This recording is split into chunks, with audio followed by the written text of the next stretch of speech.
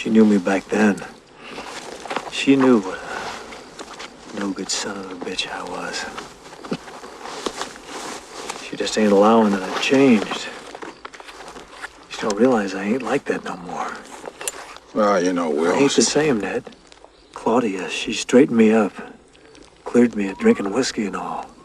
Just 'cause we're going on this killing, that don't mean I'm gonna go back to being the way I was. I just need the money.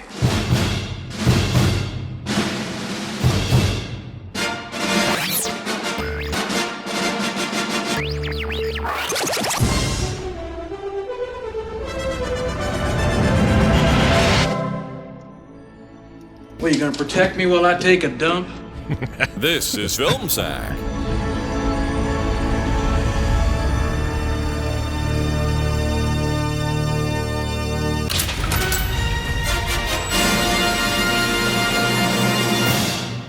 Oh, sure. Don't let this freak you out.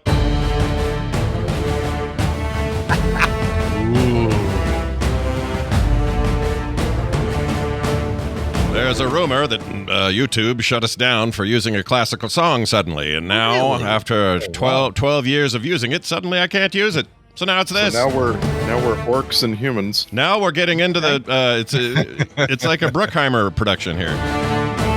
Oh, the submarine's gonna explode. Oh no. Anyway, hi everybody. Welcome to Film Sack. And our Phil Fletcher this week will be replaced by B. Arthur. That's right. Yep. She has yet to have the copyright police come after her. Welcome to Film Sack, everybody. This is Film Sack, mining the very depths of film entertainment for all mankind, episode 686. I'm Scott Johnson, joined today by Brian. Y'all know if this train got a pheasant shooting car done away? You just gonna leave all those dead birds out there? All right. Oh, hi. This week on Film Sack, we find ourselves rolling around in pig poop like the pig poop farmers we are, as we attempt to separate the good, the bad, and the unforgiven in this 1992 reverse cowboy western of a swine flu fever dream starring everybody's favorite piece of Hollywood gristle, doing his best anti-hero, getting pulled back into the game of murdering folk who what done deserved it. So the killing is probably justified, but I'm not 100% sure. So will probably have questions after the movie. But either way, it is now making our day over on Amazon Prime. Should have armed myself. Anywho, dear dead wife, hope this note finds you well, or at least still buried, darn coyotes. So after 2 weeks of trying to separate sick piggies from well piggies in a comical fashion, I've decided that I no longer want to be a pig poop farmer. I have also returned to drinking and murdering. Ned is dead and his wife is angry, I think. It's hard to tell. She always looks angry. Any poop, I guess I will take the kids to California. Hey, I hear there are lots of money in running a billiards brothel. Cowboy out. Randy? Would you like a free one? I mean, not for me. A free one from Scott or Ibbett. Yeah, Gross. You had me at reverse cowboy or whatever you said. Cowboy, yeah, reverse cowboy. Yeah, that was nice. Very well done. Also with us, Randy. Sure is cocky for a kid with severe nearsighted vision, Jordan. Scott Brad, howdy fellers. Welcome to our little town where there are a total of 25 residents. 15 of them are deputies and the other 10 are hookers. I couldn't tell you how we keep the lamps lit and the porches swept. Maybe our sheriff is better at doing janitorial stuff than he is at doing carpentry. Har, har, har. Ain't that funny? It's so funny. He built his own house and it leaks like a bucket made of fishnets. Oh, we got other jokes too. We got dukes that we call ducks, and we've got well, I'm sure we got something funny. Anyway, you're gonna get along just fine around these parts as long as you agree to my 3 guidelines. Number 1, everyone who comes to town, we kick them in the face, whether they come from Cheyenne or Abilene. We kick them in the oh, it feels good. Number 2, everything we do, we go real slow. We make everyone wait for every move and every word, especially when you're on the shitter and we mean to kill you. It's going to take some time. Number 3, Every man round these parts is nicknamed for the size and shape of his penis. This bar is run by Carrot Stick McGraw, and my name is Soup Can Williamson, and my deputy here is 2 AA Batteries Jones. 2 of them. I don't want to know more about that. They're That's side enough. by side. Is the weird part. Yeah, I don't like that. I don't like that. Well, the positive, negative end. I don't. There's too many questions about how this winning works. All right, well done. Also with us, and finally, Brian. He's always been lucky when it comes to killing folks. Ibit. Oh, in the order, I think you're going to be last. All right, something fun and new here. There just happened to be one part of this movie that I found to be very enjoyable, and I wrote an entire song about it. It's hey Dunaway, it's longer than last week. Okay, all right. Oh, oh shit. All right, but not longer than the wrap up 2 weeks ago. Oh, but longer than last week. Yeah. All right, here we go. Enjoy. Oh my gosh! How did you go and make my favorite one? That was amazing. I love it. Easily my favorite one you've done. Like by far, no pressure. That doesn't mean that you have to do anything special. Of Moving course, on. no. Now I have to. Now the bar has been raised, Scott. Now what do I do? Oh my gosh! It's really impressive. And I also love that song, so that didn't hurt. But see, here's the funny thing. Brian and I were talking last night by text, and I was like, "Oh, he'll do Metallica's The Unforgiven, or he'll do something with a built-in name, or it's going to be like that." Something like Uninvited by Alanis Morissette. I thought about both of those, by the way. But I think I think what you did is you did the thing that we all hope we would do, which is you said, no, that's too tempting. I'm not going to do the easy road here. I'm going to take this Yaz song.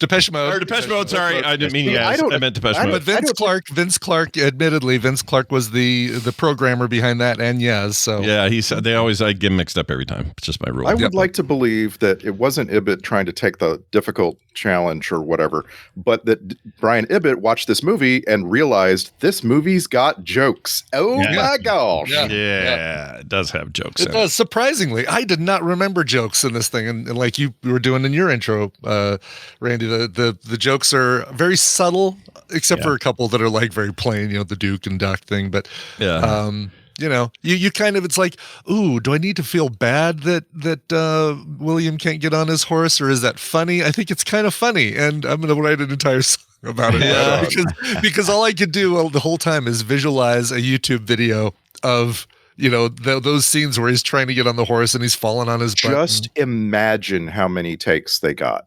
Like, imagine Clint Eastwood must have been bruised from head to toe. Oh my God, there's got to be some great like not deleted scene footage or unused gag reel stuff with him, trying to get on the horse. Yeah, the horse stuff made me laugh. There were times where it made me laugh, but I realized that it was the movie's way of saying he's not good with a pistol. Yeah. He's not good with the horses. You want to have this brain set that he's so rusty at being an outlaw that this is going to go bad for him. So when things change, when they flip because his friend's been killed for no damn reason, it really helps sell it, right? And he gets on that horse when he leaves, by the way, and rides out of there just fine. He also somehow off screen gets on the horse after he's been kicked nearly to death by Gene Hackman, somehow manages to get on his horse alone with no help. And I don't know how that happened, but maybe one of the greatest scenes happened off screen. Maybe one of the greatest scenes I've seen in a movie is him crawling out of the bar. I've never seen Unforgiven, by the way. Oh, this is your first time? Really? My first time. Yeah. And I think I've seen bits of it over time, but wow. So it's one of those movies that I've kind of held back on because I had a misconception of it.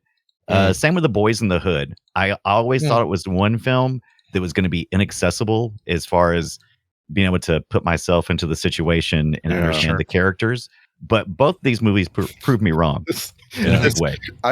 One way I make fun of Unforgiven is that it's determined to get you to understand what it's talking about. It puts words on the screen and is like, would you please read these words so you can connect with me, the movie? Yeah. It's kind of forceful. It's a movie with it's hard to. This is weird. It's still to this day. It's one of the weirdest westerns that I really like. But it's a weird western, and I love westerns.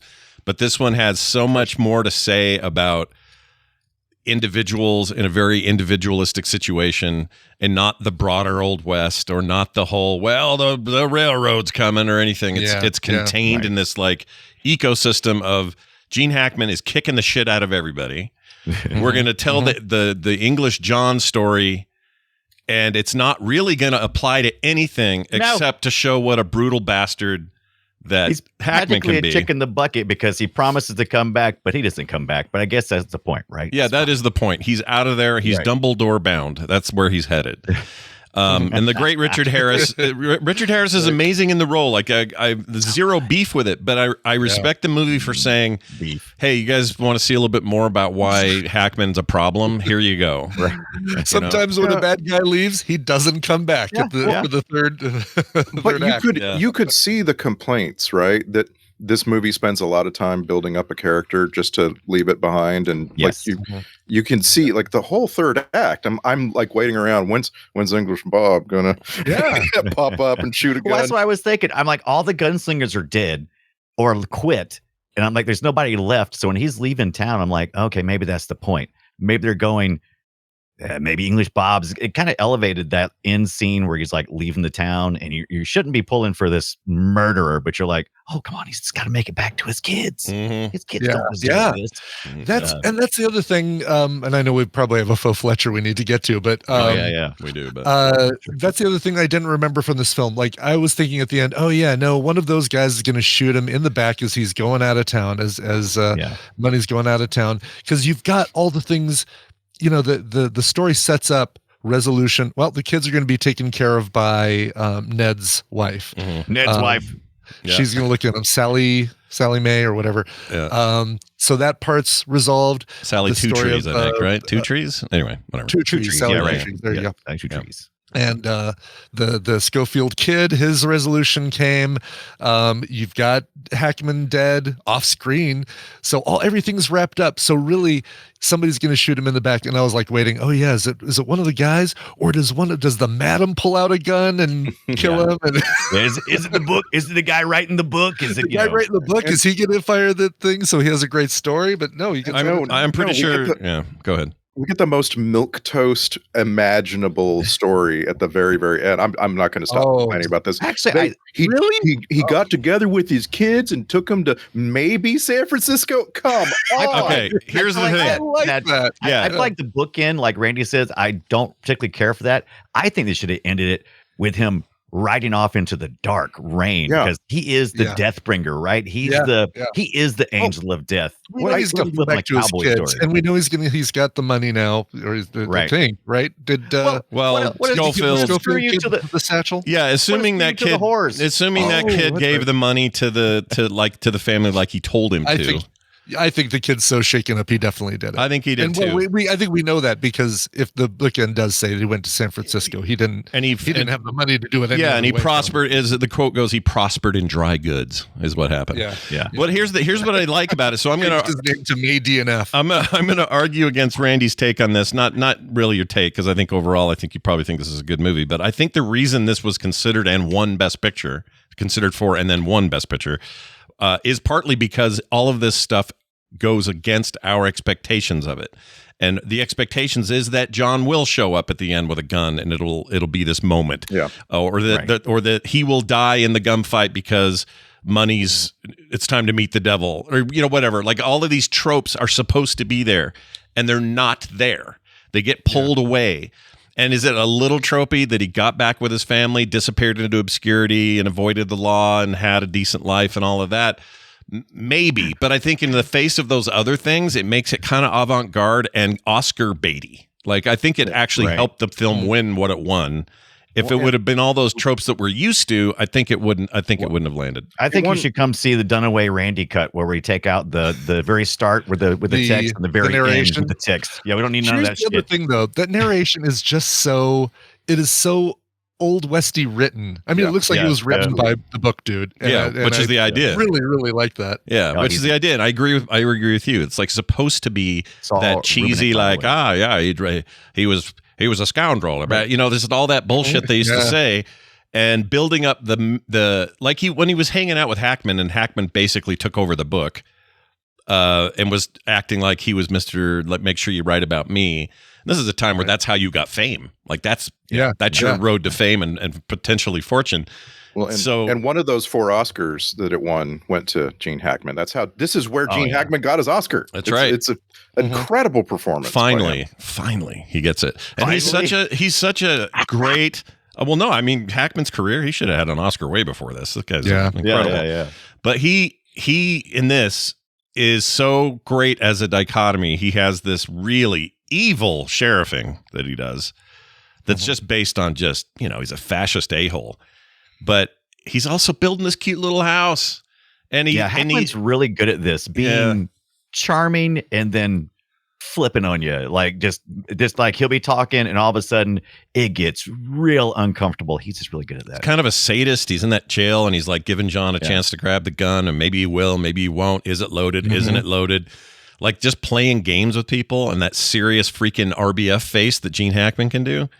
He just learned owns all that thing. stuff from his Lex Luthor role. Yeah. And I feel like he's also a master at playing on top of other great actors.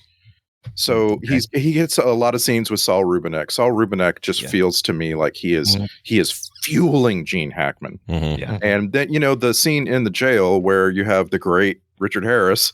I feel the same thing. Like when Richard Harris stares at Gene Hackman, you just get this feeling that like Gene Hackman finds his highest levels. Right. Yeah. Right. Yeah. They're so great. I'm glad you brought up. I always say his name wrong. What was it again? The author. Saul Rubinek. Saul Rubinek. Love that guy. He has. I know he's one of our Star Trek connections, but it's one of my most favorite memorable Star Trek characters in TNG. He's great in that Warehouse 13. Was it called? Oh, that was so good. Yeah, he was in Frasier. I think it was True Romance is the movie director that kind of the one that gets his house all shot up by gunfire. He has this quality about him where you're always going, dude, what are you up to? Something's up with you. You are uncomfortable. He's good at playing the slime. He's really good at that. Yeah. He's really good at it. Like turncoaty kind of chicken, but he's in your face anyway. I feel like I know people like this. It's just like, you bastard. But you can't really be mad at him. He's not really doing anything wrong. He's just sort of there. Yeah. And I wonder in real life what he's like. He's probably just normal as hell, but I still think you go to lunch with him, you're like, dude, what are you thinking about right now? What are you up to? I forgot about Sanctuary. Did you guys watch that on the Sci-Fi? What Sci-Fi? No, movie. Sanctuary? Okay. What was it? I thought maybe I'm thinking of that, not the Warehouse. Show. I was thinking of something else. I thought it was in Sanctuary, a TV series. It was actually in a movie called Sanctuary. Right. Oh, okay. Yeah, the show I'm thinking of is Warehouse something. Is it 13? Right, Warehouse. Yeah, Warehouse 13. That's a cool little sci-fi channel thing that was on. I like revisiting that every once in a while. It's good. Yeah, he's very good. And he was great in this, of course. But there's another guy like this, another actor like this, and if I could name him, I would. Well, I'll probably try to find him here while we're talking. But the guy in 3:10 to Yuma, he's basically just the business guy that's there to make sure everything happens and the money's spent right. He's just like this dude. He's basically, they're cut from the same cheese, these two. And I love it. It's a great role. But yeah, that scene, that whole thing in the jail with Richard Harris is just masterful stuff. Like, the directing's great. I mean, if anything, the weakest acting in the movie, on and off, I'll say, is Clint Eastwood's. Like, there are moments where I'm really into it, and there are other times where he's like, ain't like that no more. It's just like, but this was what Clint Eastwood made a career on. Like his entire acting career. He always said he wanted to be understated. He wanted to be, like as little as possible. And boy, is he. Like he seems like someone who's kind of lost his mind in this movie. Right. Yeah, he does seem a little crazy. Oh, you know what? He still haven't played the fake Fletcher. Let me do that real quick. Oh, yeah. It's a weird one because at the end, I've told you before how things go off the rails. This thing, it doesn't know what it wants to do. Although it did adopt a little southern sort of cowboy accent, which I think is pretty great. And I did not tell it to. It just did it because it read the text, I guess, and decided it needed it. Here it is. On this very gritty Old West episode of Film Sack, retired Old West gunslinger Will Money reluctantly takes on one last job to avenge an injustice with the help of his old partner and a newer outlaw known simply as the Schofield Kid.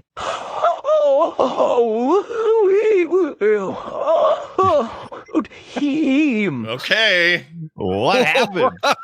Nothing. I didn't put any. There's nothing in there. That text ends with Schofield Kid, and then he takes a shit. He takes a big old digital shit after that. Right. I guess all the extras in between. It's like I had a bunch of consonants and vowels I need to use, but I'm going to save them for the end. Maybe. Right, that's it. Yeah. Maybe that was it. Anyway, thanks a lot, weird ass AI voice. But yeah, the movie, as we mentioned, directed, acted in, and pretty much the whole show run by Clint Eastwood at a time in his career where he claimed this was going to be the last movie he directed and probably acted in. He was threatening retirement. Nice. He's like, I'm done after this. I don't want to do it. They're never going to give me an Oscar. I want out of this town. This is it. And then this thing explodes with success. Where's my stool? And he ends up doing what? 7 more? Just put one out. I think that's the 7th, and has won, I don't know, now like 4 other Oscars.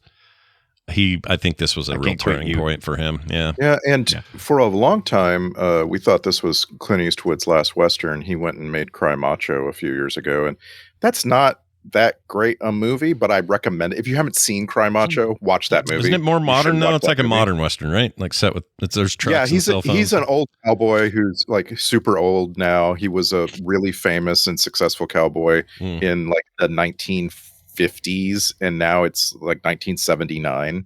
And he's like end of life cowboy. I like those. Obviously the Sheridan stuff makes a real good case for that stuff working well. Hell or High Water or whatever. You can make a great Western set modern. Justified series is a great example of that. I always worry though, because as soon as I see a car or a cell phone, I go, oh. Right.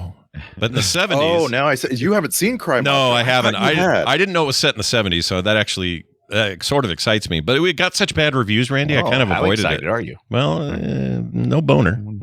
Okay. It's the whole movie lives and dies on this teenage boy that Clint Eastwood goes to Mexico to quote unquote rescue and bring back to his father. His father, by the way, is Dwight Yoakam. Incredible performance by Dwight Yoakam. He's always an incredible performance. Yeah. But it as Clint Eastwood's last Western, I agree with you. It's underwhelming. It's too bad that he didn't stick with Unforgiven being his last Western. I just missed it, and this never, because everybody said it's not his best work or whatever. I'm hearing real good things about Juror number 2 though, the new one. Oh yeah. Hearing it, and he's 94 now. How the hell are you even doing that? How about anybody see The Mule? I haven't seen it yet. And The Mule is the cell phone movie. Like that's not a Western. Modern, it's just a modern non-Westerny kind of thing. Yeah, he's just an old man doing sort of doing Francis McDormand. Right. Like he needs some money. And he's lost out in the middle of nowhere. He's always needing money. That's his whole thing, right? I need money. I still haven't seen El Camino. El Camino? Oh, you have? Oh, we should watch that together. I would love to watch that with you. That's so good. Is it El Camino? Is that right? Gran Torino. El Camino's the stupid car truck thing. I knew what you meant, though. I'm sticking with it. That's another one where I feel like the whole movie lives and dies on the young actors, and this movie really lives. The young actors in this movie are incredible. I disagree on which movie. This one that we watched, Unforgiven. Gran Torino. Oh, okay. Because in Unforgiven, my least favorite performance is this kid, the whatever Schofield kid. I think at the time I bought into it more when it was new. In retrospect, and I saw this movie last year, I see it every once in a while. I really like the movie, but his performance gets less and less good every time I see it. Now, that all being said, after he shoots dude on the shitter, I think he's very believable and actually really sells the role, but it takes a while. All up till then, it's like, shut up, Ned. Check it out. Hey, y'all, I can see just fine. Shut up, asshole. Like he's just a box of tropes early on. I went to see this movie when I was a teenager, and I think I was old enough to see it without lying to anybody. Right. But I went to see this movie, and the problem here is that we had Young Guns already. Yeah. And so I had this idea in my head of what a young cowboy in 1882 was supposed to look and sound like. Yeah. And this guy is much more realistic, I think. Yeah, than those for sure. I'll give you that. I just think, I don't know who I would have put in his place, but you're literally sitting there around a campfire set with the great Clint Eastwood and the great Morgan Freeman. Yeah. Like, how are you even supposed to act with those guys? You can't, right, exactly. You can't keep up. Can you imagine that feeling? I think he actually laid into it a little bit, really. I think when it worked the best, and I wish there had been more moments like this, when we were camping, I guess night 2, when Ned missed his roof or something like that. Anyway, he was like, when it was very much What was that? I don't know. I know. heard that too. I don't know It's not either. like somebody trying to argue with you, but it was Yeah, I thought Scott was interjecting. Definitely not. I don't know where it came from. But the argument between Morgan Freeman and just all three of them, their interaction when they're camping, I was like, that feels like a genuine moment of a young guy hanging out with two old grizzly cowboys. That felt genuine. You know, I was a Boy Scout and I did a lot of camping as a teenager, and I will never forget this one time I went camping with my friend, his dad, and his dad's best friend. And these two old men sat on the other side of a fire and treated me like I was the biggest idiot they had ever spoken to. And like that really stuck with me my whole life. And so seeing this scene in this movie, I was like, oh, this tracks totally right. They weren't afraid of him. They weren't, they like everything about it. It's perfect. Yeah. When they find out he needs glasses, I was just giggling. It's so perfectly portrayed. Yeah. I also really like that part of the story that this kid's acting all, like the role's fine. It's not that. It's just his delivery sometimes just kind of rubbed me the wrong way. But yeah, I mean, it felt overly energetic, like he was trying to inject energy into it. And I'm with you. It's just a little over the top, but also, the rest of his career is fine. Like the guy was born in 1964. Look how young he looks. I don't get it. Yeah. I mean, he was a lot older than us. Even. Look how old Clint Eastwood. I was expecting a young Clint Eastwood because I was thinking, 92 is like 33 years ago. I'm like, he must look super young. And I'm like, holy shit, he looked old even at 92. Well, he was in his 50s, right? Like mid-50s. Right. I'm like, how is he still alive? How old would he have been? He would have been late 50s, like 58, 59, something like that. He'd been pretty far along. But man, is there a better, grittier, better face? Nope. No. Hollywood Gristle, man, this is beautiful. It's amazing. Like he looks pretty weird now, but like back in the day, like during his grittiest face period. Yeah. That dude, man, has an unbelievable cool face. Yeah. And it's like it's when you just sit and stare at like, oh, the story's in that face. Yeah. Yeah. I mean, just look at the one I just put in there for our post. Like, man, so grisly. I just want in my whole life, I want one picture of myself that looks that cool. Yeah. Right. Exactly. Yeah. You know what? That ought to be a goal, like a bucket list goal for all of us.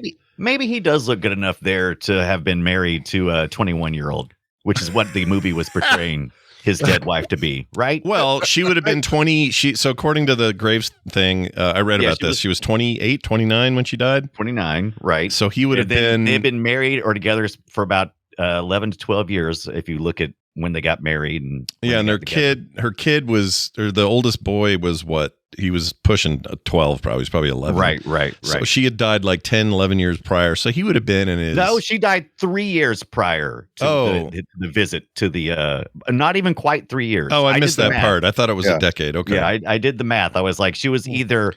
They're either saying that... I think they kind of landed at about 21, so that us modern people wouldn't be offended. That's about what it was like back then, right? Well, I mean, that's what I'm saying. No, it would have been like 12. Should have been 12. I mean, come on. Yeah, I mean, the most famous the most famous pregnant woman in the world was 12, and her husband was 33. So, I think... do not read A Song of Ice and Fire. So, the writer here is the person that we're kind of quibbling with on some of these details. That's David Webb Peoples, very successful Hollywood writer.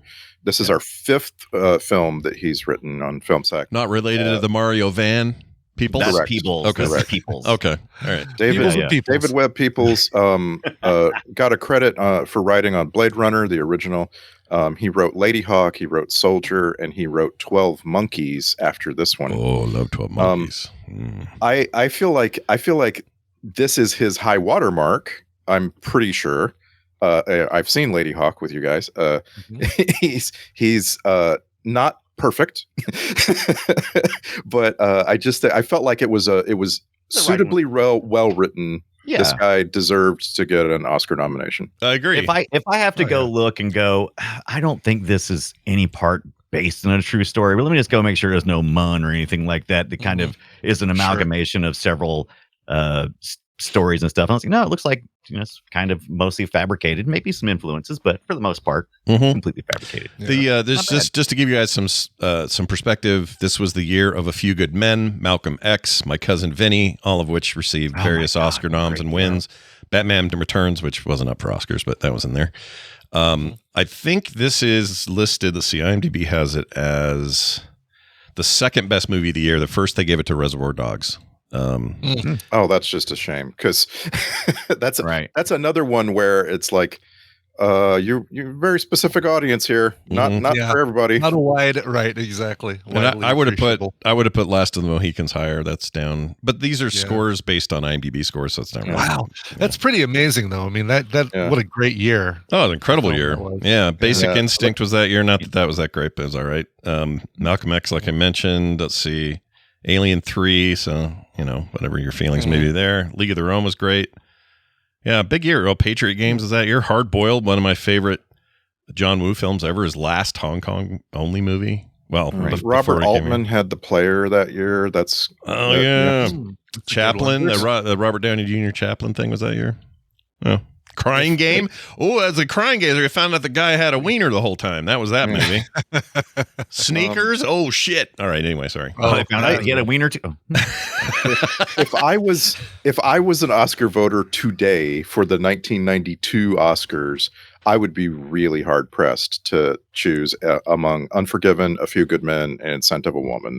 Those three movies strike me as perfect Oscar winners. They're all doing different things too, right? Yeah, yeah. I understand why they gave it to Clint Eastwood because it's like a body of work, and A Few Good Men is like Rob Reiner. You think if they'd have written the horrors better, that would have made this one better? You think maybe a little better? It's the one thing on which this movie is aging a little bit shaky. You know, it makes me question things. I mean, this is how. But see, this is I don't. Okay, explain it, and then I think I have a decent format for a disagreement. But go ahead, Randy. I want to hear what you say. Well, because the movie takes place in 1882. Yeah. And you can kind of say anything you want. You can kind of do anything you want because like people have no real concept of what life must have been like. So it just feels like there's choices that are made, and the writer and director here are choosing to portray a certain thing, that's kind of tittillating. And there's not a single woman in the movie that isn't just victim number 3, victim number 4. Yeah. Well, they were not necessarily victims because they actually turned everything over. So the characters are two-dimensional. However, they were shooting themselves in the foot by rejecting a lot of things. First of all, they were struggling to get money, right? Nobody wants whores to have money because that means power, and they want them to be, at the boot. Yeah. And so they were actually doing okay. They were actually saving up money. Maybe they could get the hell out of there. But because one of their own got slashed in the face, instead of taking that money and pooling and getting her the hell out of there, or taking that horse that the asshole come and offered and then selling it and then getting more money and getting her the hell out of there so that she could have some kind of life. I'm expanding out to every female character that's even presented in the movie. Like Bill Money's wife is dead. Like women are apparently dead. Ned Logan's wife is angry. An Indian who's stuck at home. Sits with anger face. Yeah. Right. Bill Money's child is a little girl who gets abandoned by her father. You know what I'm saying? Like, it's just It'll be all right. This movie didn't have any interest in developing any women. They're just victims. And it's understandable. The town became their victims. I guess actually thought their revenge story was kind of neat. Well, that's the point. Is I think that this is a movie. Randy's 100% right that nobody really knows, and the problem with the Old West, or the great thing about the Old West, is it's mythological in nature. Right. We make stuff up around it. It's the best we got for mythology here in America. I've said it before, and I really believe that, and I love it. I love when they explore it. We know that women did not have the same level of power or rights or anything else back then. Right. So I think this is creators, directors, writers, and everybody taking a little liberty and saying, all right, well, this town was really rough, and they relied a lot on Skinny Pete's whores to get business done or whatever, and we're going to just really lean into that. I think that they did really lean into it as a thing, and I think they were trying to make a social statement about it, which is this is awful and it shouldn't be like this. I don't think they glorified any of it. But Frances Fisher is a freaking amazing as she's so good, as dude. Strawberry. But I mean, I wanted to see her like she's really good. regret. Like there wasn't they showed her regretting a little bit, but I was like, oh, maybe I shouldn't have turned on maybe I shouldn't have brought the specter of death into our small town. Right. Yeah. The deal with the devil kind of thing. Sure. Right. I think she felt some of that. I think they were in over their heads. You know, they were powerless in a bunch of ways, so they used the only power they thought they had, which was a little bit of financial power to get justice. And then the idea that they blew it on the specter of death. Just the whole idea that this is all happening in a cocoon or in a vacuum that doesn't have the rest of the world existing around it is what makes Westerns fun. And this movie is able to do that and also do a bunch of serious stuff. So I don't know. It's little Bill Daggett's world, right? I mean, he makes all the rules. The movie doesn't, or the script doesn't really follow a lot of realistic rules. Yeah. Because it's like the point of it is to get you to those moments when little Bill is talking to Beauchamp and that kind of thing. Like if you pick apart the fact that these cowboys are camping outside of town and the hookers are bringing them supplies while Bill Money has pneumonia that he miraculously recovers from in a day. He had swine flu. He'd been wrestling with pigs. He definitely had swine flu. Yeah, those pigs. What were those pigs giving him? Right? What diseases? They were pigs in the. They were pigs in the bucket, by the way. Yeah, how long does it take to separate like 5 pigs? I mean, come on. I don't know. I've never done it. Weeks apparently. I'm like, I mean, I would struggle, but I think I get it done in a day. So how do you feel about? I know how you feel about horses. We talked pre-show. We've had discussions. Thank you, by the way, the entire internet for following up on Brian's hatred of horses. Once again, not hatred of horses. I understand. Just very healthy fear of horses. Right. Are you where you stand on pigs? Because it seems like you're pretty flippant about them pigs. Well, it's according. Like I've been around a lot of pigs, including pet pigs, and just your standard old farm pig is fine. They mind their own business for the most part. You stay out of their way, they stay out of your way. Okay. Now, I've been around some pet pigs that'll wait for you to squat down. They'll come up. They'll come, tusk your ass. Yeah. But really, yeah, pigs overall. They're like, oh look, ass, time to ram it. And, they'll do it. Oh my gosh, ass! It's time to ram it. Okay, but for the most part, pigs just hang out, wallow in their own shit, and if you tell them to move, they'll go. Nah! I mean, okay, Jules doesn't eat swine. That's right. Right. So, you know what? I know where to take this conversation. It just occurred to me. Take something like the series Deadwood, a universally acclaimed, incredible series. That is a movie also full of women being treated terribly by men. Trapped in sex work they don't want to be in, and men abusing them and taking advantage of them and all those things. But because you have a long form story to tell over many seasons and many episodes, they do such a great job of letting these particular female characters let their stories play out and see where they can grab their moments, get their strength, come back from something gnarly, get revenge in a different way. Whereas a movie, you got 2 hours, and what are you going to do? Like, I feel like they did a pretty good job here, but I think, something like Deadwood would be a much better place for the world of Unforgiven to breathe a little. Right. Sure. And the text is the text. And like I say, this movie is not about any of that. It's about these older cowboys, these older killers talking about how they feel. At this point in their lives. Yeah. Mm-hmm. And that's the text. You gotta take it as it comes. It's real good. I'm glad that this writer focused on what he was good at. Yeah. And you got, the thing I do like about it, and this is on purpose, the movie does this is the stark contrast. It's like, all right, well, Will Money, or as he's credited in the movie, Bill Money, but they never call him Bill in the movie, which is funny. Oh, interesting. Yeah.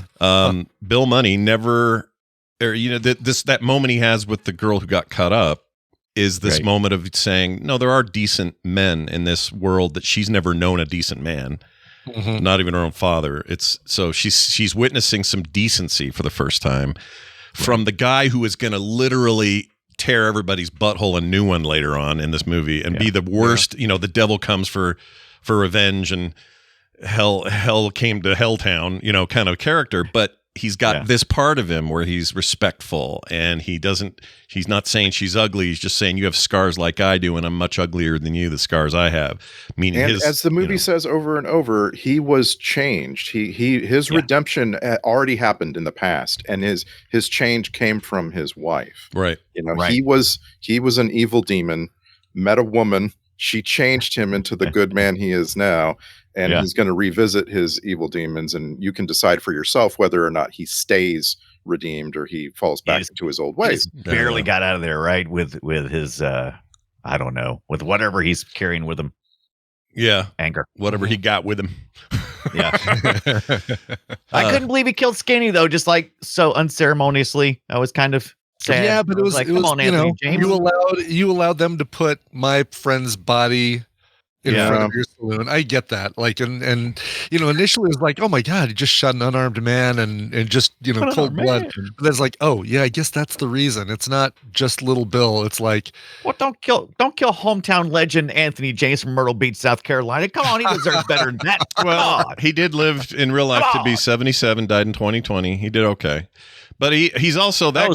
So Clint Eastwood didn't kill him? No, he lived. In real life, he lived. Yeah, the sequel. Yeah. In real life, he lived.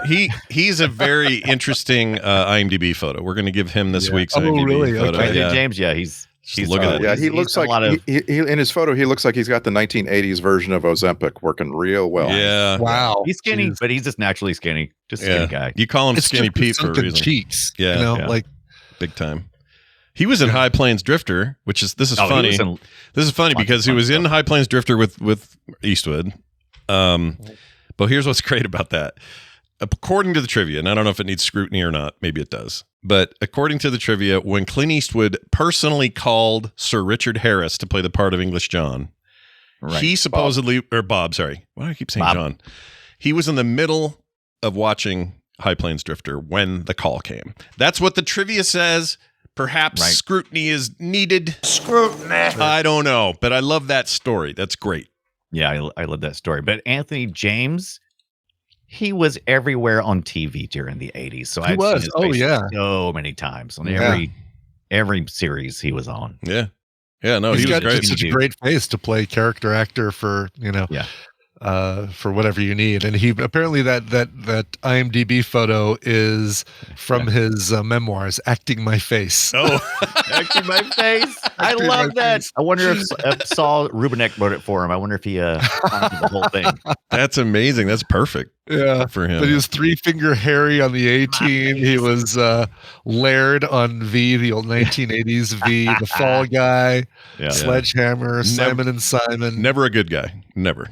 Always the skeevy guy on the side. That's his deal. Did you know that Richard Harris never won an Oscar?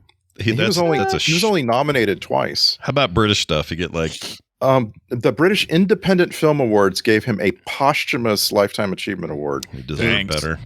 The guy never won. He was nominated for one BAFTA in his entire life, and that movie was This Sporting Life. That's a robbery, is what that is. His son's going to have to overperform. He's going to Jared Harris is going to have to win everything his dad couldn't, and he may well, because Jared's amazing. But there's something about when Richard Harris is about to walk away and he realizes that Gene Hackman knows he's got one more gun in his jacket, he makes a face that should have won him an Oscar for the face alone. Oh yeah. Gosh dang it, he's good. He's just, and then when he does his turn as Dumbledore, he's so sweet and and fluffy, and he's just an amazing actor. Freaking love this guy really good. So much. Yeah. By the way, that gun, that extra gun, is supposed to be really, really similar to the gun that Charles Gatineau used to kill James Garfield. Oh my! And they were talking about it early on, right? Because they think that he did it. In that train, that's the rumor. The guy's going, they're leading you to believe that he might be Gatineau, but he's not. Yeah, he's not. But he liked playing it up. That guy in there.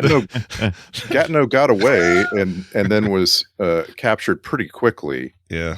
So it's kind of, this is really silly, but the gun, that extra gun, was a thing called a Webley Bulldog, and Gatineau used a gun called an English Bulldog, I think. Yeah, that's what it was called. And then a bit bigger caliber. For a little historical crossover, this is obviously not a historically accurate film. This isn't based on a real story, but this right after the death of Garfield and what's his name took over. I forgot the VP's name. One of the worst presidents ever. Super corrupt, total butthole. Anyway, that guy, Total butthole. He was the one in charge when all of the Tombstone shit went down and had a key role. I watched that Tombstone documentary; it's very good. It's more about Wyatt Earp in general, but he had played a huge role in like helping shape how the law would end up working in the West after the Tombstone stuff, and that would have put it historically anyway right around this time that these guys popped off. So it's kind of fun to see what's real and what isn't. Yeah. One more little piece of gun trivia. The Schofield kid in this movie carries a Schofield Model 3 and points it at everybody. Is that why they called him that? I never quite got that. I don't think it's explained, but it's a cool little quirk of the character. It's like calling me the Samsung kid because I got a microwave by Samsung. So the Schofield Model 3, what's interesting about that gun is that it's freaking huge. And they could only use a Schofield ammunition that was 45 caliber. So it's highly unlikely that this kid is able to get more ammo. And so it explains why he's very loath to just pop off bullets. He wants to save his ammunition for when he needs it, because he's not going to be able to easily get more in a small town. Yeah. I mean, that's the other weird thing about this town. They got rules about parking your guns at the desk. Yet once you're in there, there's more prostitution and Gene Hackman kicking you in the gut than anywhere in the world. I mean, my gosh, it's like, we don't need guns here, not because we're protecting the peace. It's so that Gene Hackman can kick the shit out of everybody. They should have called this Big Boots. Big Boots Hackman. Yeah, not Little Bill Daggett. They should have called him Big Little Shoe Bill. Daggett or something. That's right. Bigfoot. Yeah, Bigfoot Daggett. Heavyfoot Daggett. Because he was really going at it. And according to the trivia, both those guys had Eastwood and Harris had to wear body pillow something or other used in movies for this sort of thing. So he's actually kicking him in those scenes. He's not. Wow. They're not faking it off angles or whatever. He's actually booting Harris right to the goob. Nice. Yeah. Pretty rough. By the way, speaking of Harris, one last thing on Harris. We do need to watch the Jaws Light, which was Orca, or I guess Two New Jaws. Orca. It came out the same a year later or something.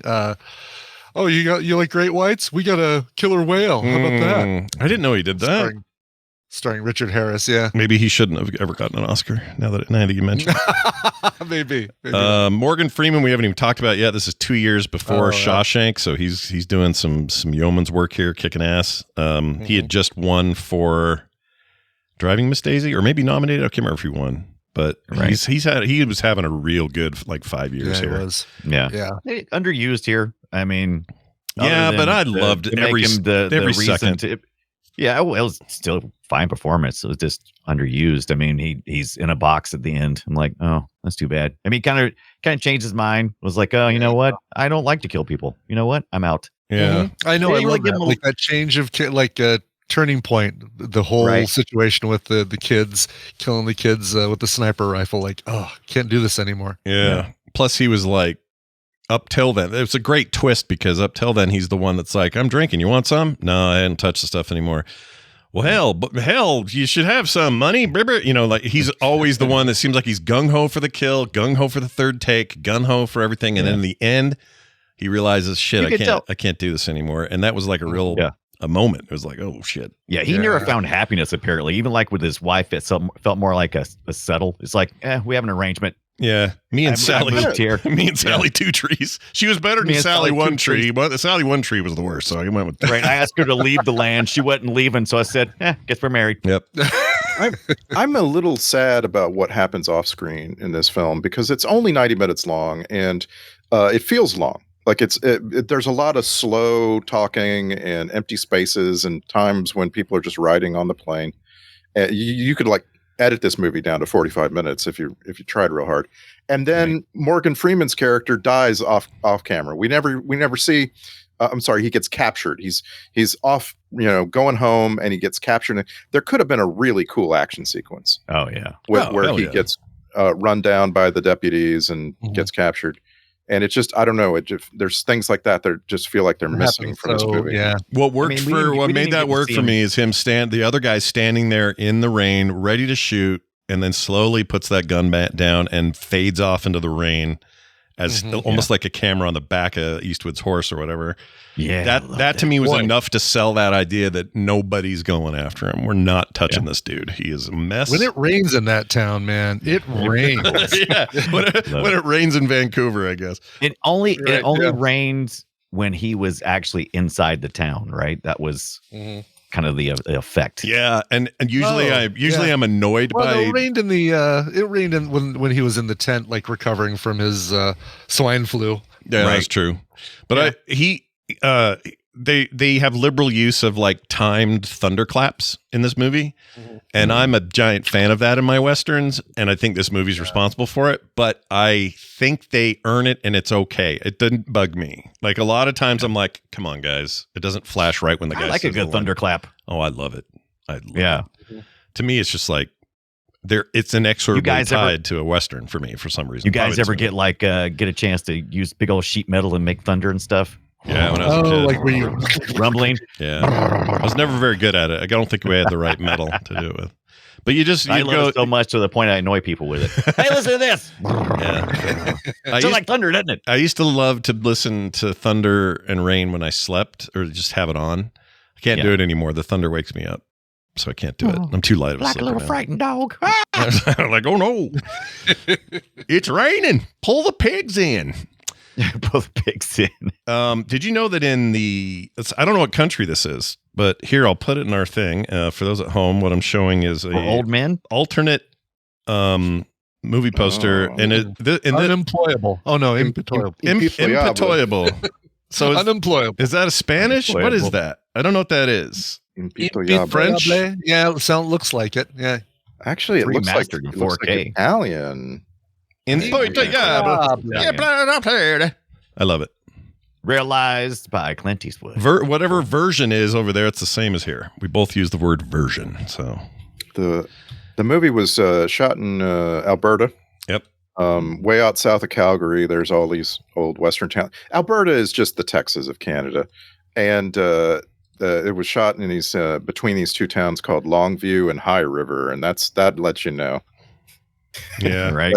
That's where you shoot your cowboy movie, Longview or High River. Are you? What was I going to say about that? Oh, there's a whole thing in here about the weather. They were hoping for more snow on sets, and it was just a particularly dry shoot, and they couldn't get what they. Let's see, where is it here? Pig wrestling.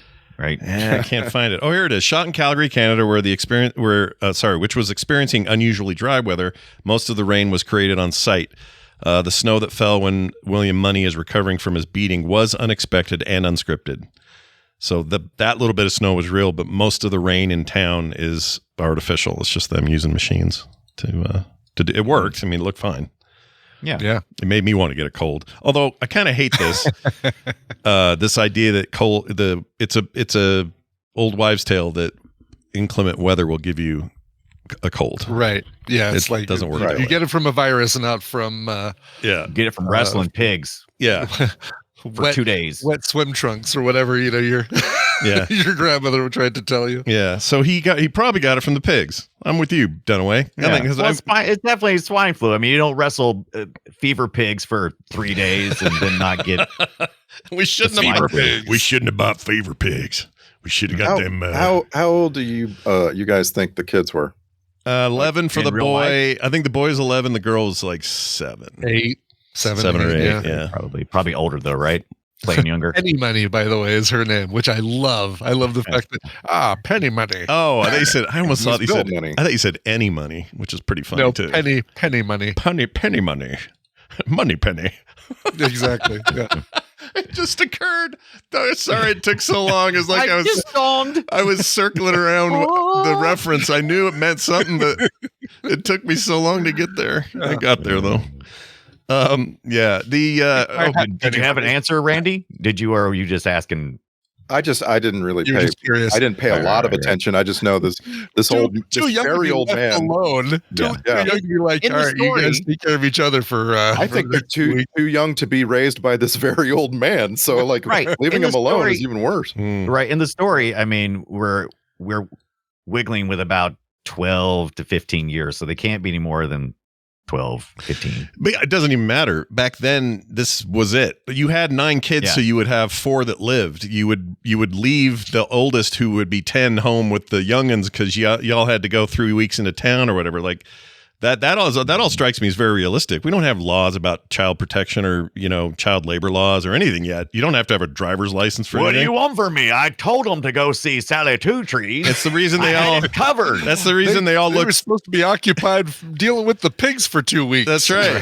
But that's why they all look like they're 68 by the time they're 25, and they all die at 30. Like that was just a different time. Nowadays we're like, holy shit, family services is going to come knocking at your door. They didn't have that shit back then.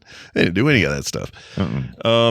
Real quick here, is this the first Film Sack movie we've seen that started with a sex scene? I think it might be. Oh yeah, Not much Might of one, be. but no. Oh, I was trying to figure it out. I mean, it would. That scene was so dark for me. I couldn't see tits or nothing. So I was like, That's right. I even rewound and played again, slow motion, zoomed in, turn up the brightness, everything. yeah, pinchy zoomy, nothing. Whatever happened in the first scene explains why my wife wouldn't watch it. Oh, Um, yeah. Actually, she wow, wouldn't. She had seen it years and years ago, and it's on her list of we'll never ever watch. ha. And I don't blame her. It's pretty brutal. It's very brutal. That first part is brutal. How about this? Okay, I wrote this down because it seems important, or it did then. Maybe it isn't. I got questions about if you are a dude who's being surrounded by a bunch of people who suddenly pull guns on you, aka the author that was hanging around with English Bill or John or what's his name again? English Bob Barry. English Bob. English Bob. Bob. He peed when all the guns got pointed at him. Right. And I have this question because this is not an unusual thing in a movie. It's very tropey. You see it all the time. Somebody who's nervous or got kidnapped or whatever, and then suddenly a guy comes at him with a knife or walks over and threatens him, and then now he's peeing, and they always film it, trickling out of his pants or whatever. This is not unusual in a movie, but is it just simply a trope? Because I don't know if that's what this is. That what would happen to you if suddenly your life was threatened and you had a bunch of guns pointed at you? Would you just pee? And I'm not sure some you people would. do. I think it's a personal thing. I think some people pee. Yeah. And I don't think some people do. So yeah. Because your body, okay, so this is my understanding, and maybe we'll get some science behind this from somebody somewhere.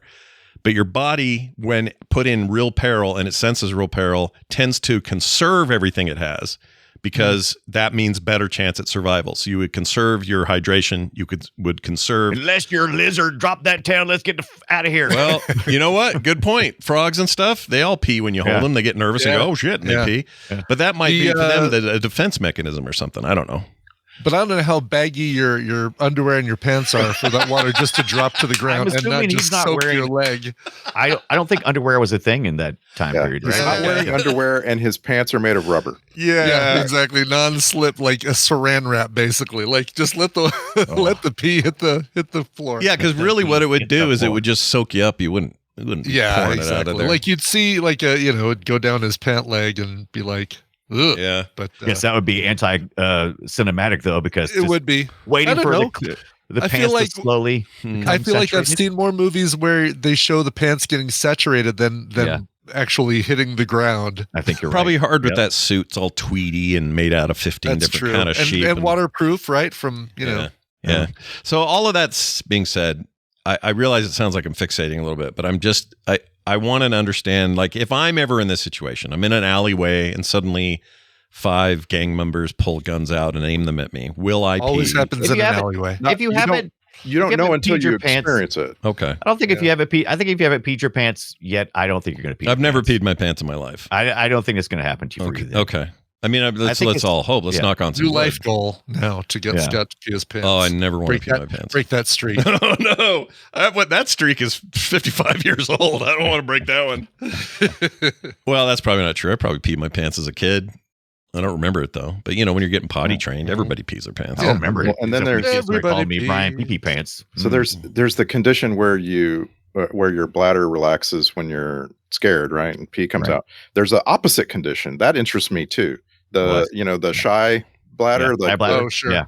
where your brain is so good at keeping that muscle on the bottom of your bladder closed that you're like you can't override yourself. Yeah, I've done that. Yeah. I've done that before. I don't know why that happens. Now you're making me question everything about the way my bladder works. I don't want to just pee somewhere. You might be detected. What if control. horses smell it and come get you? Yeah. Right. Well, learning And that. then what's your Old West nickname going to be? It ain't going to be Little Bill anymore or anything like that. It's going to be Pee-Pee Pants Jones. Yeah. Pee-Pee Wet Oh, here pants. comes Pee-Pee Pants Jones. Pulls out his gun and pees. It's Small Bladder Beauchamp. Perfect name for that. For the Old West. What else? Oh, I wrote down here. Where is it here? You didn't know what Coney was until you saw this movie? No, I'd heard that before. Oh, I wrote this. I wrote Big Whiskey is a great name for a town. I think that's an awesome name. Yeah. But it's a tiny town. I don't get it. Big Whiskey. Tiny town And with the tons of whiskey whiskey. looks large when you compare it to the size of the town. Yeah. Yeah. Sure. Jeremy Irons was almost English Bob, by the way. Oh, That was okay. They were a hair away from that casting, and then I think it was Eastwood was like, I really want to get Harris. Are you supposed to compare English Bob to Bill Money in this movie? Are you supposed to like think of English Bob as also that, that kind of old character that is going to kill people? I think I didn't think don't so. know. He seemed like the he's a scam.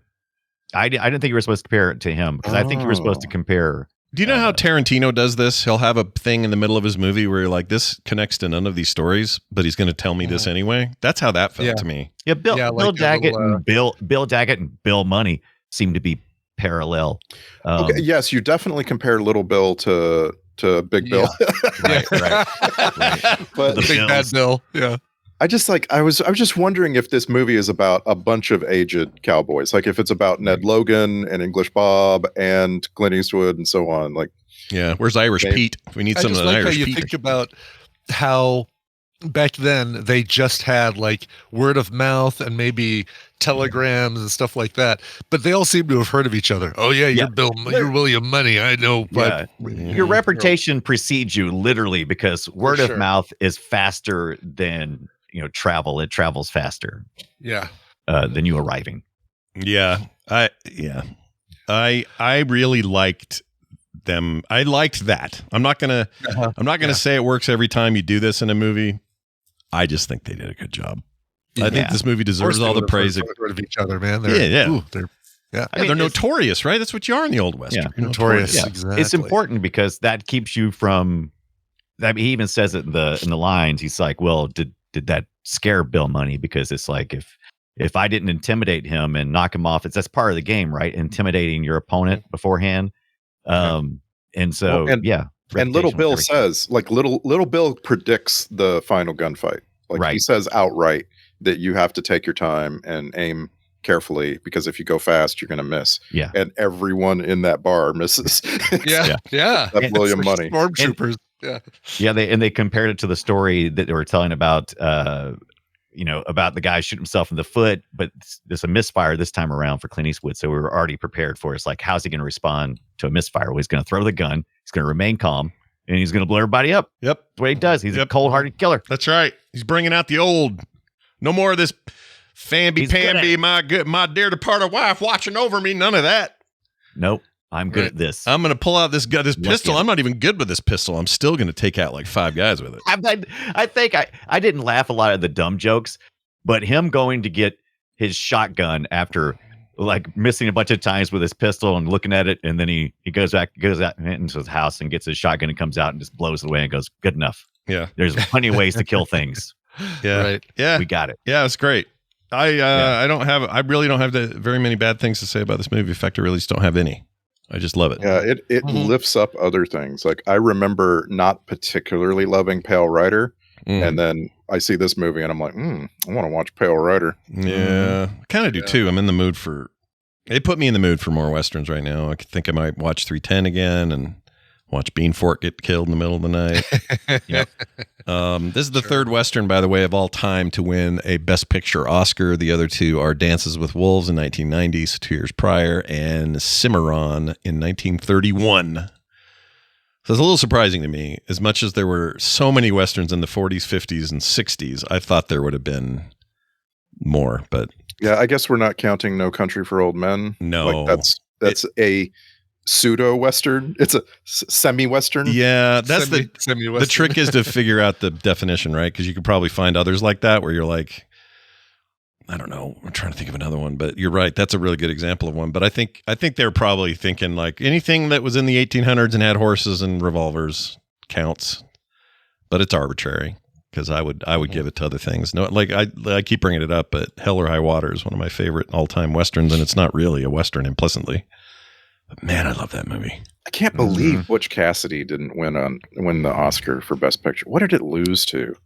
That's it, like 1969. I want to say it's such a fantastic Western, and of course George Roy Hill all over this category of 69. Let's see. How did Butch Cassidy not win Best Picture? Dude. What was the best movie of 69? Here we go. Okay, no, that's something else. I can't find it. Paul Newman, Robert Redford, Cloris Leachman. Pretty hard to beat that. Yeah. I mean, that's, I'm not even, I couldn't name another movie from that year of my birth. But I think almost like I wasn't going to the movies that year. Or at least if I went, I don't remember them. That's right. Was Clockwork Orange that year? That probably took a lot of. Oh, that was 60. Or maybe I'm thinking a 2001 Space Odyssey. Some Kubrick deal in 69. Can't remember which one. Yeah, Clockwork Orange is 71, so I think it was, let's see, probably 68, 69. I haven't heard us say 69 this many times and not snicker about it. Nice. Nice. I've said nice like 4 times. 1968 for 2001. Oh, all right. So 69 nothing from Kubrick. Oh, that was the year of Midnight Cowboy. Oh, There's a lot. There used to be a lot of westerns. yeah. Midnight Cowboy's not a western. Well, it's kind of a. It's not. Obviously, it isn't. But it's got vibes of it. Not just the name, but I don't know. There's stuff in Midnight Cowboy that sort of western adjacent. Kind of. So, I mean, that's the whole way in the name. The main guy is Joe Buck. No, I don't mean that. I mean the story. There's things about it. The wandering man. Taxi is an allegory for the horse. Yeah, but if we're gonna call things like, that's a good point. So 1969 also included Paint Your Wagon and They Shoot Horses, Don't They?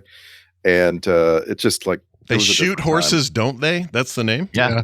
I don't know that one at all. You should watch that. This is a Sidney Pollack movie. It's not a Western, but it's just like saying there's just like They Shoot Horses, Don't Western They? words all over the place. Okay. Yeah. Well, it was the kind of high time for all that stuff. I feel like after that died out, the 70s was pretty bereft of good Westerns. Not entirely. It was mostly spaghetti Westerns and things like that. Yeah, we killed it with the spaghetti Westerns. You're welcome. But then you get a revival in the 80s, early 80s with like Silverado and kind of a different, I don't know, almost like a John Ford throwback. Here. Say what? We saw that here. We saw that year. What do you mean? Silverado. Oh, Silverado. Yeah, we saw it here. We saw Silverado. Yes. Yeah, Silverado's awesome. Last I year. love that movie. Even. Yeah, barely. Recently. Even. And that was like my 100th time or something. I love that movie. So good. Let's move on to some clips, guys. Yeah. Nothing grossed me out, by the way. I just wanted to point that out. Oh, you mean everything grossed you out? I mean, because nothing did. Thought of getting a free one? Yeah, I thought about getting a free one. That didn't do it to me. It was fine. Those girls were all nice. A free one with any of the male actors is. Well, sure, with Quick Willie or whatever is it, Quick Mike. Yeah, freaking Quick Mike and his stinky outhouse. Quick Mike. Quick Mike doesn't have anything going for him. Small pecker and a name like Quick Mike. Just the ladies are not lining up. No, they're not. This movie did teach me something. I didn't know there were double-sized outhouses. I didn't know that was a thing. Oh yeah, yeah. Makes sense. For chatting. That way you can chat and poop at the same time. Yeah. Chat and poop. Yeah. Chet and Poop. Hey, don't have a phone. Got to do I'm the something. Chet and Poop kid. Yep. Chet and Poop. It is really funny when he goes and opens the door and there's no one there, and you're like, okay, all right, I guess the guy is gonna get the drop on him, and then he opens the other door. Like, what? Oh, How did that happen? I didn't know they had doubles. Yeah. Makes sense, but I didn't know. Come on in here with me. All right, let's play some clips. Here's speaking of that guy, let's talk about his physical description. She didn't steal nothing. She didn't even touch his poke. All she done when she seen he had a teensy little pecker is give a giggle, that's all. Didn't even touch his poke. Didn't touch his I call teensy mine. little pecker. Yeah, I love Poke. the poke. It's a great name. Yeah. This is a very good point I wrote. Just because we let them smelly fools ride us like horses don't mean we gotta let them brand us like horses. Damn right, lady. Yeah. Damn right. Here's the new Film Sack motto along those lines. Maybe we ain't nothing but whores, but by God, we ain't horses. Yeah, that's us. Film Sack. We may be whores, but we're not horses. We ain't horses. Love it. All right, here's some pig talk. 2 more hogs got the fever. Hey, Dad. Two more. fever. The pigs got the fever. They're speaking. They're oinking in tongues. And then you're going to get it. All right. I guess the kid would get it, too. He was wrestling him. Maybe he's got a younger immune system than old Will Money. All right. This is not how you say Wyoming, but I'll play it anyway. I'm heading up north, in through Newbrayer up to Wyoming. Wyoming. Stop it. Schofield kid, that's lame. I hate that. Wyoming. He did it twice. Did it later. Yeah, there's a bunch of little things like that all through the movie that make me think that Clint Eastwood, the director Clint Eastwood, wasn't hanging out with the editor. He shot the film. He's good. Like we're not gonna get any better than this. Maybe it was to make the kids seem more. I don't know. It didn't dumb. Yeah, or something. I don't know. Wyoming. Like Brian said, Kentucky. That doesn't work. Kentucky. Tennis. No, that's Tennessee. Missouri. Florida. I'm going to Florida. Florida. And Tex. It's like George. Just say the whole damn name. I'm heading down to George. Yeah, down to George. Then I'll come back through Era and stop in Ute. Anyway. Ute. Colorado. There you go. It's not bad. Here's a Brian Dunaway. I thought of you. Teats. Just teats.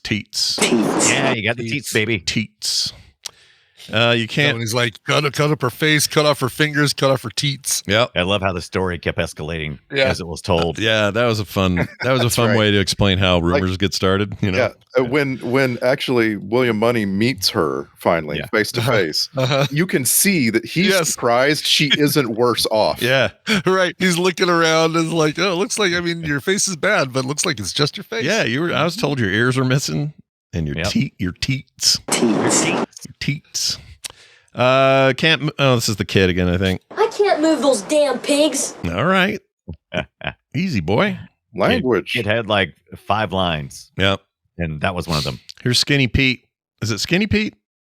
No. I've done that because of Breaking Bad, haven't I? Yeah. What's his real name? Something Skinny. And the actor is Skinny. Skinny Dubois. It's just Skinny. So they just called him Skinny. Yeah. Okay. I don't know why I keep calling him that. I love Skinny Pete, though. Skinny Pete's one of my favorite characters. It's like Skinny Pete. That's a good name. Yeah, he's great. All right. Here's him with my favorite line he had. Here you go. You gonna hump him? You gonna hump him 1,000 times? You gonna hump him 1,000 times? Maybe. I'm kind of with him. Like he was suitably outraged when he found out that they were making an offer they couldn't possibly pay. Yeah. I just love him yelling that. You gonna hump him 1,000 times? All right. This is a good one. We was young and full of beans. I forgot about that. We was young and full of beans. That's what gets you killing people. It must have been where I heard this from for the first time, or through somebody repeating the quote. Oh, you know what else I really liked? This movie did not. You kept holding for it. You kept waiting for it, but they never really. No one's calling him an N-word. Nobody's saying, "What are you doing out here?" Because we're talking about slavery era stuff and just past the Civil War and all that. And I often wonder about how much. I actually wonder about how much out racism and the N-word was used, because I mean, the country kind of took a shift the early 1900s where it kind of all flared back up, but there was a time, I guess, where it Well, let me tell you about Jim Crow in the South a little bit. And, Well, I mean, you can tell me all you want, but it doesn't change the fact that it's whoa. Fact. Hold on now. Fact is you're throwing that word around like it. I don't know why we're talking like cowboys, but you're throwing that fact word around pretty loose.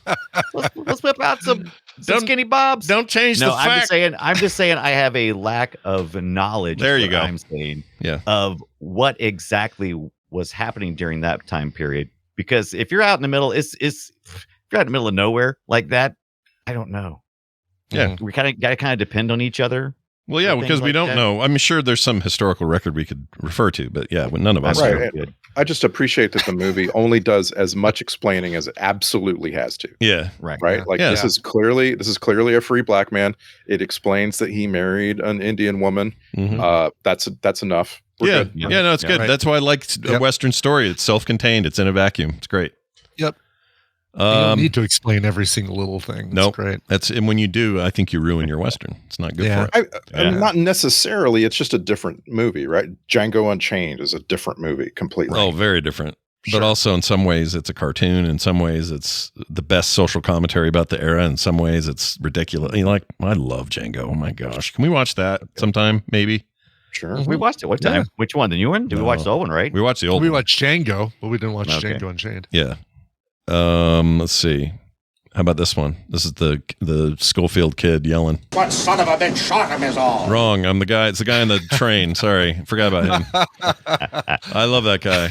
Wrong, son of a bitch. Son of a bitch. What son of a bitch shot him is all? Yeah, that guy. Son of a bitch. That's the guy who lost pheasant money. Mm-hmm. Yeah, he lost some pheasant money. You're right. Right, exactly. Yeah. All right, Richard Harris hanging out. Oh, no, sir. I believe the would-be assassin to be a gentleman of French ancestry, or so it would seem. I don't wish to give offense when I observe that the French are known to be a race of assassins, though they can't shoot worth a damn. Yeah, assassin. I'm going to linger on the ass. Yes, part exactly. Of assassin. What a bunch of assassins. Felt like that was for the audience more than anybody when he just said that. But all right, here's something about being bent. Bent. It ain't bent. Bent. Bent. It ain't. What do you see? Bent. What do you see? Do you see Bob's pistol? That's bent. That's super bent. That thing was Elmer Fudd cartoon bent. It was. Yeah.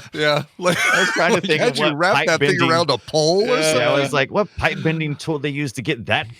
Yeah. Oh, it's great. I got questions. I assume. It's so you're right. Yeah, so Big Buddy, like that's the thing that would, Elmer Fudd would shoot himself because Bugs turned it around. Or, Superman would bend it in a cartoon and hand it back to you or something like that. It's so dumb. All right. Here's Schofield kid yelling. I ain't blind, you asshole. Okay. You assassin. Yeah, you ain't blind, but you're pretty close, dude. Get a veil. What do you call them things you cover up your face with? A veil. Yeah, a veil. Get a veil. Get a veil. Hold on, I'm loading up an insult. Hold on. What do you call him again? All right, here comes. I'm loading it up. I can't finish till I know what it's called. All right. You ain't ugly like me. You ain't ugly like me. That's true. That's true. Dunaway told me this once in confidence, but Dunaway, I'm about to squeak it out. Okay, here you go.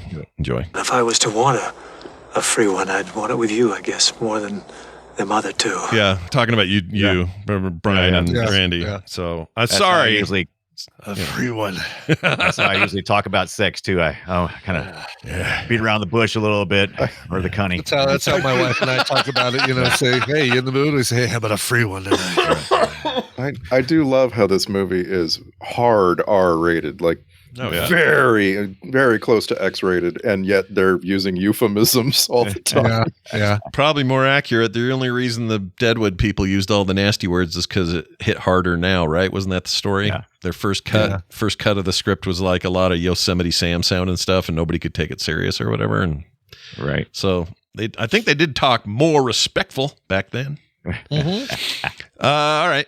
Like it was money. He's holding on to his shit like it was money. Holding on to his shit like it was money. I don't know what this is. You can shoot him. Oh, you can shoot him. You can shoot him. I like the emphasis on that. Like, come on, let me shoot him. Let me shoot him. Come on. Okay, just do it. You can shoot him. Something about taking a dump. Oh, we already heard this, but I'll play it again. Well, you gonna protect me while I take a dump? Dump. All right, now I will play to you what I think is one of the most epic lines in the history of film, maybe all Westerns, but maybe even film. It's one of my favorite lines. Here it is. You don't have to worry, kid. I ain't gonna kill you. You're the only friend I got. It's just great. Oh, that's good. I thought you were going to play the line, it's a hell of a thing to kill a man. That's a good one, too. Yeah. Oh, that stuff's all good. Freaking love it. It's all good. And you got to really take your time when you're writing a word or a line before the main characters kill each other. Yeah. And Lil Bill saying, "I'll see you in hell, William Money," and Will Money looking at him and just going, "Yeah." Yeah. That's so good. I guess I will. Here's another great moment. All right, gentlemen. He's got one barrel left. When he fires that, take out your pistols and shoot him down like the mangy scoundrel he is. Okay, I thought I had more Hackman, but that was the only Hackman I did. Wow. Oh, and that was right after my favorite line in the movie where he says, "Any man don't want to get killed, better clear on out the back." Yeah, that's pretty good. Oh, what a threat. Wow. Everybody runs out like, "Yep, okay, bye." Sorry, you're on your own. Yeah. And then here's the quiet little guy who refused to shoot him at the end. No, I ain't no deputy. I ain't no deputy. No deputy. Ain't no deputy. Well, on that note, it's time for this.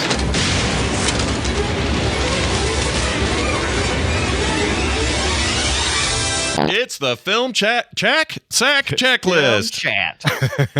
That horse is sure hard to mount and dismount at your age. Check. Morgan Freeman is very good at detecting people with eyesight issues. And finally, Little Bill should have focused on the house. Yeah. Spend all your time on that house, not kicking people. All right. Star Trek connections. I know of at least 2, but I would like Randy to regale us with the rest, please. Oh, we got Or all of 3. them. And really? all 3 were guests on Star Trek The Next Generation. Oh. So first, Anthony James, who played Skinny. Yeah. That was the owner-operator of the bar brothel. In TNG Season 1, Episode 25, that one was called The Neutral Zone. He played a character named Subcommander Thay. And of course, that's the one where Leon Rippey is a cowboy out of time. Oh, yeah. So a cowboy connection. Sure. John Piper Ferguson played Charlie Hecker in this movie. Hecker. And in TNG Season 6, Episode 8, he was Eli Hollander in A Fistful of Datas. Oh, nice. Are you sensing a theme? Perfect. Yeah. That's great, dude. So that was an Engineering Gone Wrong episode where Worf and his weird kid get stuck on the holodeck with Cowboy Data, the gunslinger. Oh, jeez. I kind of like those, but I love them. Like you said earlier, we got Saul Rubinek, who was W.W. Beauchamp, the internet in 1882. He was in Season 3, Episode 22 of TNG as a character named Kivas Fajo. He sold or bought and sold weird space. Oh, yeah. Right. The episode was called The Most Toys, and he kidnaps Data. He just flat out kidnaps Data. It's a Wesley Crusher episode.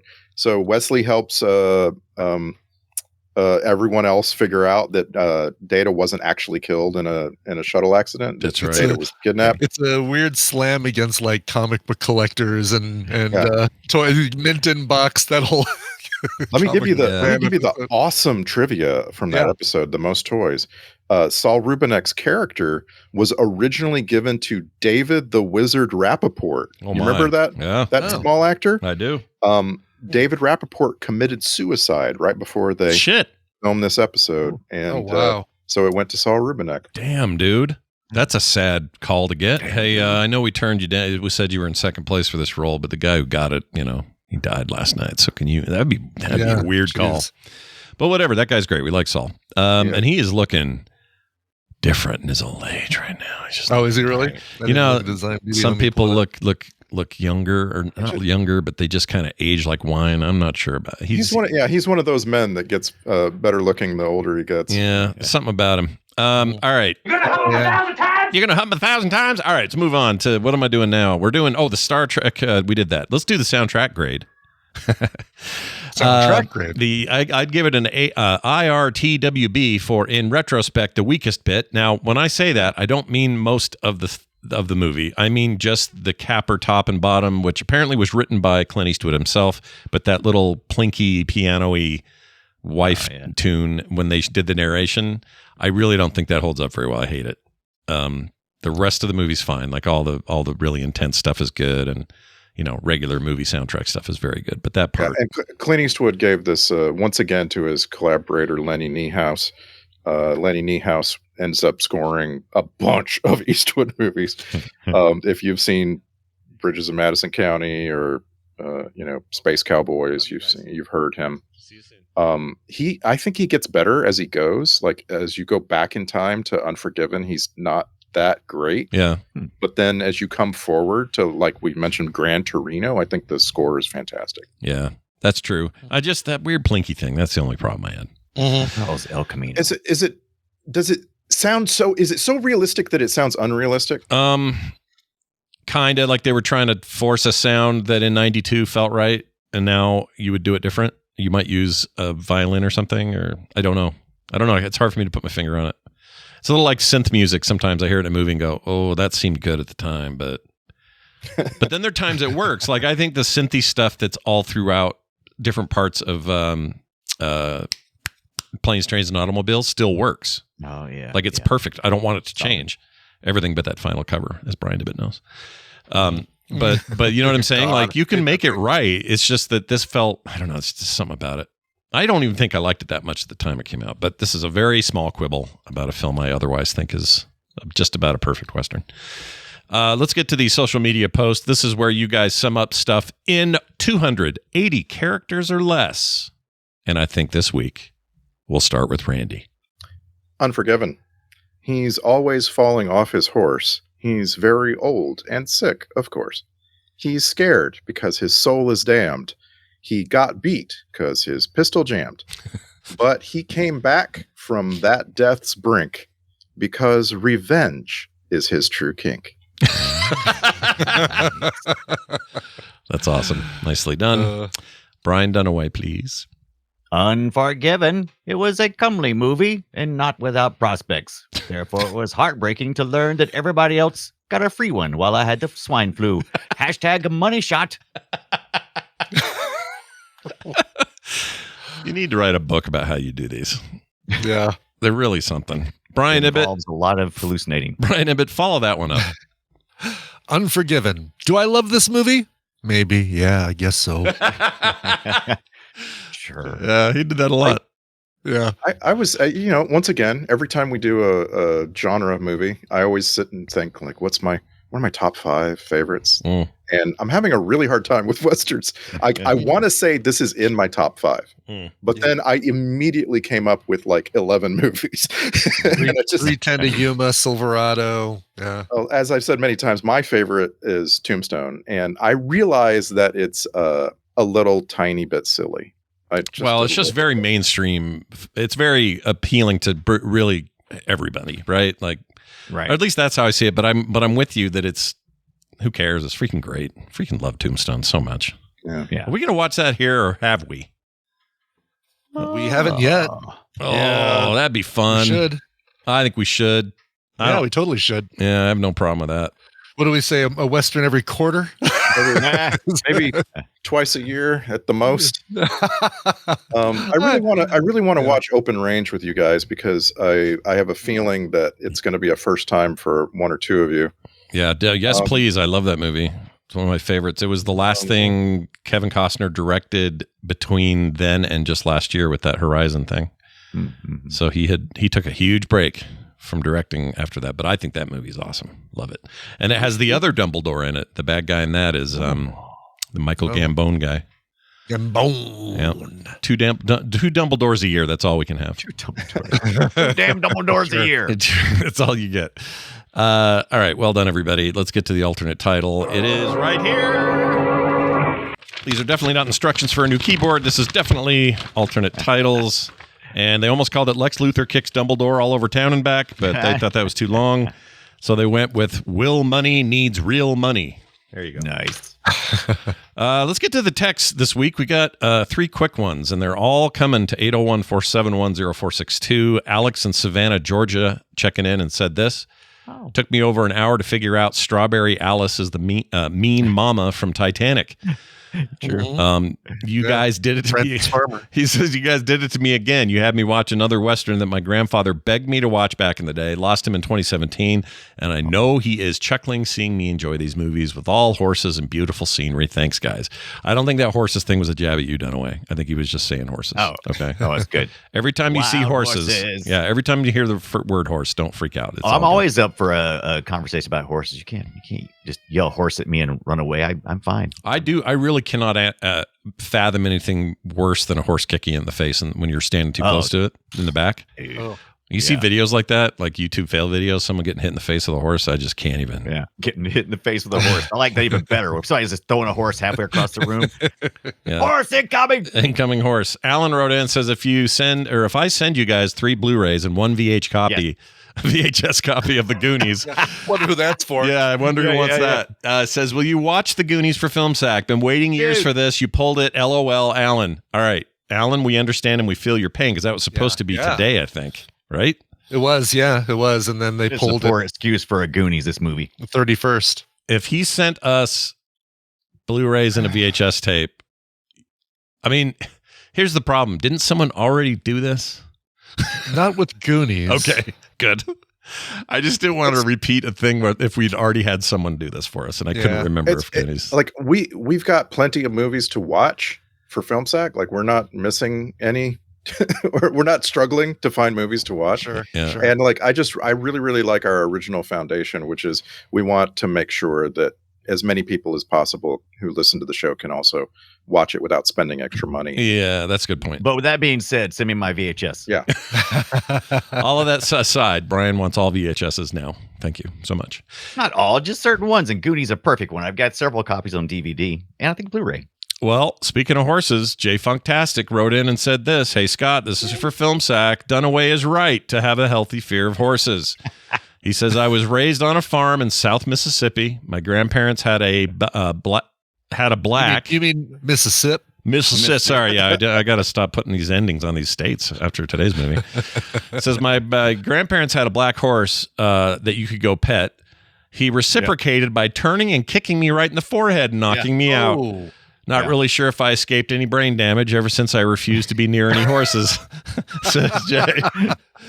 Jay has always got a story to tell, that guy. Yeah. Love Jay. Great. Yeah, he's awesome. All right. So Dunaway, do you feel more justified now in your horse hate?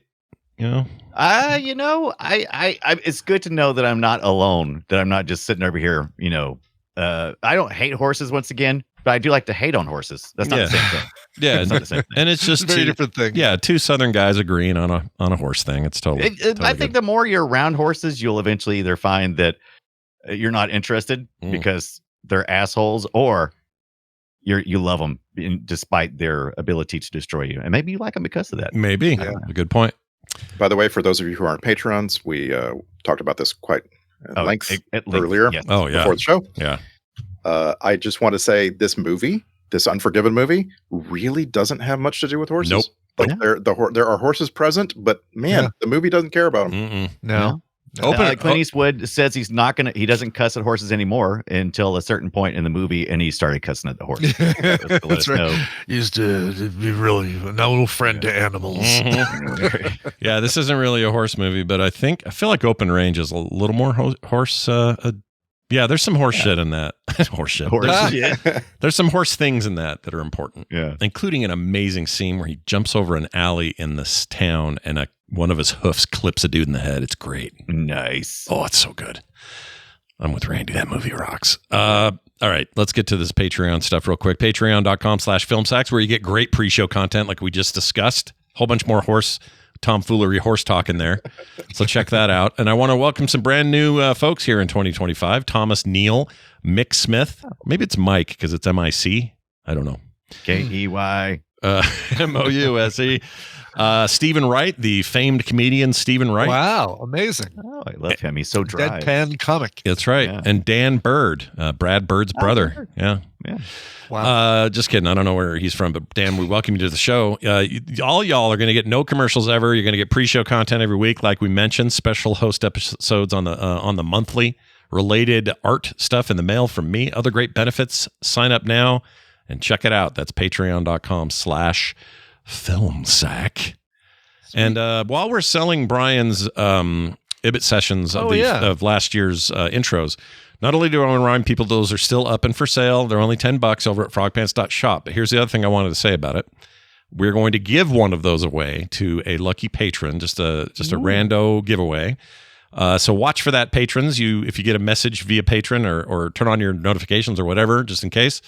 Because one of you will get a lucky pull from the pool, and you will get a copy of the disc. Anthony Kiedis, we're giving it away. That's right. Give it away. You're going to get 45 brand new songs that you didn't have before. That's right. And you'll treasure them always. That's right. For the rest of you who are like, I don't like my chances, go to frogpants.shop. Check it out. That's right. Our next movie is I Don't Know. What is it? It's a great movie. We're going to watch Saturn 3. Saturn. Sci-fi. Oh, wow. This is old school sci-fi, We've had this filtering around into our list for over a decade. And Saturn 3 is streaming right now. It's on Amazon Prime. This is the month of Amazon Prime for us. For the record, this isn't a third in a series. It's called Saturn 3. Okay. Yeah, exactly. And it's on Peacock too, I believe. Peacock, Freevee, which I think is just now Amazon free or whatever. That's it. Peacock. And it's you got your Farrah Fawcett, your Kirk Douglas, and your Harvey Keitel for some reason. And it's directed by the legendary Stanley Donen. I don't know how. I don't know how this is allegedly a terrible movie, but I don't get it. We're going to find out together. I'm all in. This looks fantastic to me. Oh my gosh, this looks so bad. Yeah. We haven't had one of these in a while. This is great. No, it's been a while since we've had a really bad sci-fi thing. I'm even more excited now that I saw this. This is like going from Oscar to Razzie in 1 week. This is good. All right, Saturn 3 next week. Peacock, check it out. Filmsack.com in the meantime. Yep, Amazon Prime as well. Filmsack.com, and you can also go to patreon.com/filmsack, as I mentioned before. If you're leaving reviews wherever you get your podcast, leave one for us and make it a positive one. It helps us get discovered even all these years later. Yeah. If you have something to complain about, like Brian's weird thing with horses, that's fine. Save it. Email it. Send him a direct message. Yeah, send the email. I'll pass it on. It'll be fine. That's going to do it for us, for me, for Brian, and for Randy. Who's a fella owns this shithole? See you next time.